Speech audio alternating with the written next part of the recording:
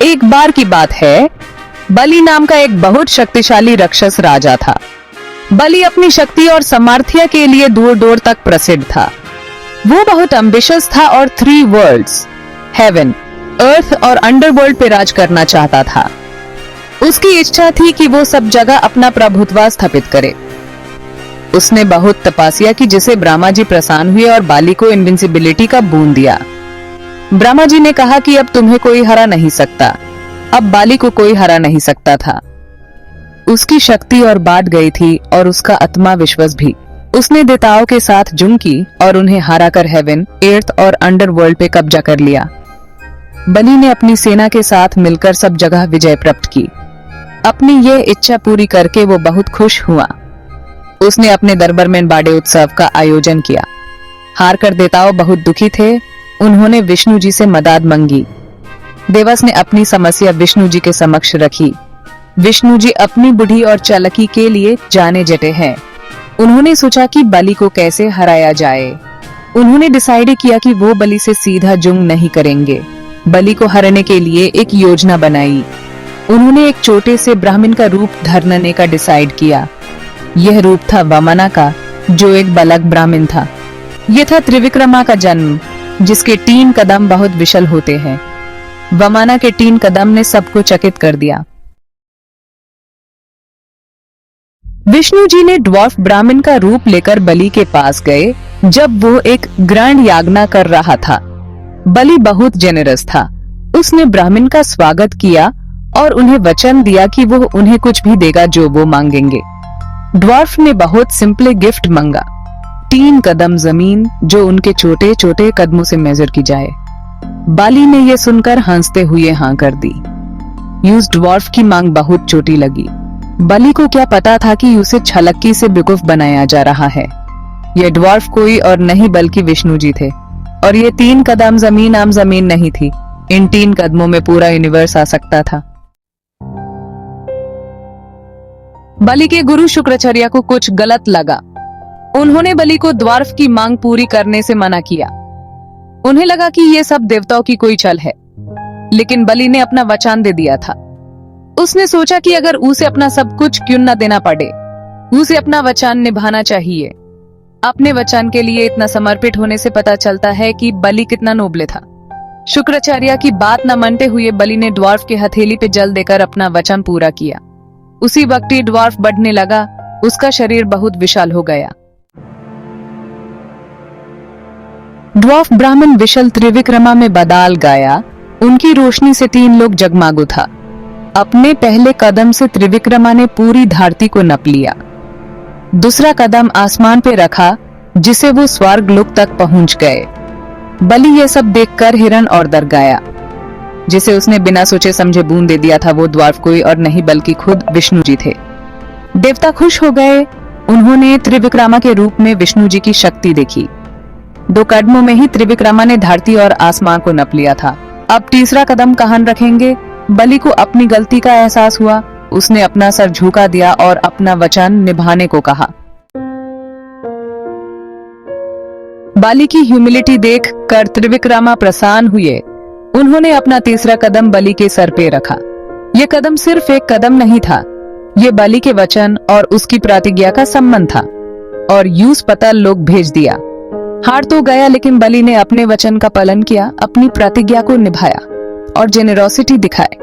विष्णु जी ने भी उसका सम्मान किया, उसकी प्रतिज्ञा और उसके वचन का मान रखा। त्रिविक्रमा ने बलि से सब कुछ नहीं छीना। उन्होंने बलि को पाताल लोक का राजा बना दिया। उसके राज्य को उसके अधीन रखा। यह दिखाता है कि बलि के अंदर अच्छाई थी। उसके अंदर एक सच्चा राजा था। त्रिविक्रमा की कहानी सिर्फ जीत की कहानी नहीं है, ये दया और फॉरगिवनेस की भी कहानी है।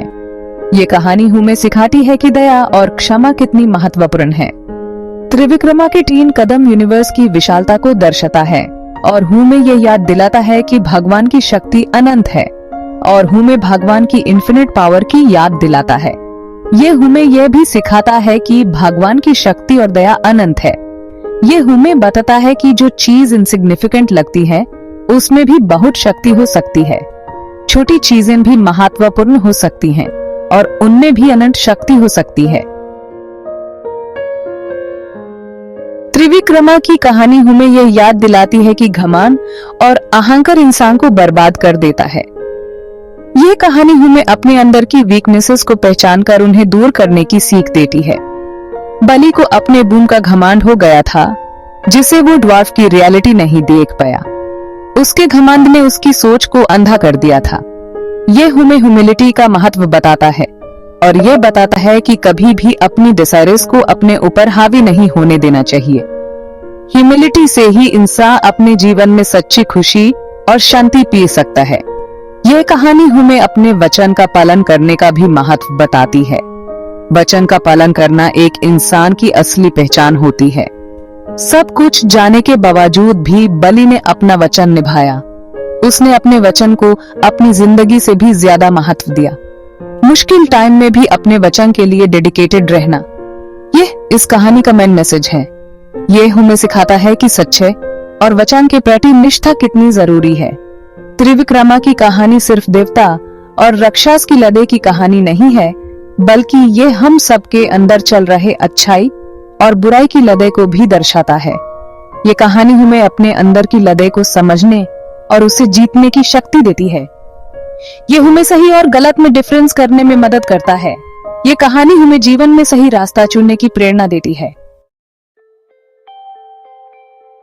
त्रिविक्रमा की कहानी हिंदू आर्ट एंड लिटरेचर में बहुत फेमस है। उन्हें अक्सर एक विशुअल फिगर के रूप में डिपिक्ट किया जाता है, जिसके 3 कदम पूरे कॉस्मोस में फैले होते हैं, जो उनकी बाउंडलेस पावर और रीच को दर्शाता है।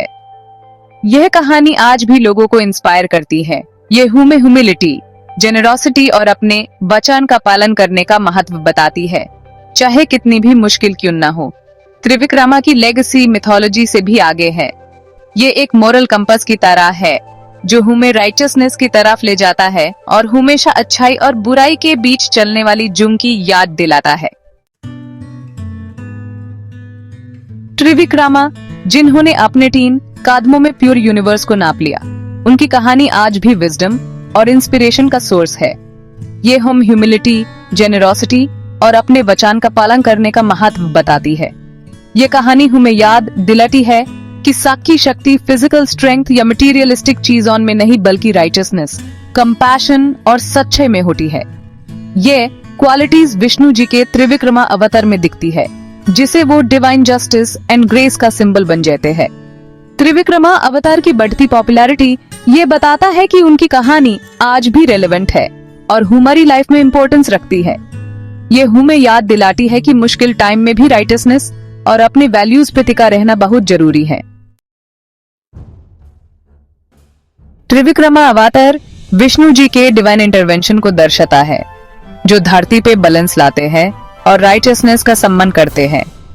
उनकी कहानी टाइम से परे है, जो हमें ह्यूमिलिटी, जेनरोसिटी और इंटेग्रिटी का महत्व बताती है।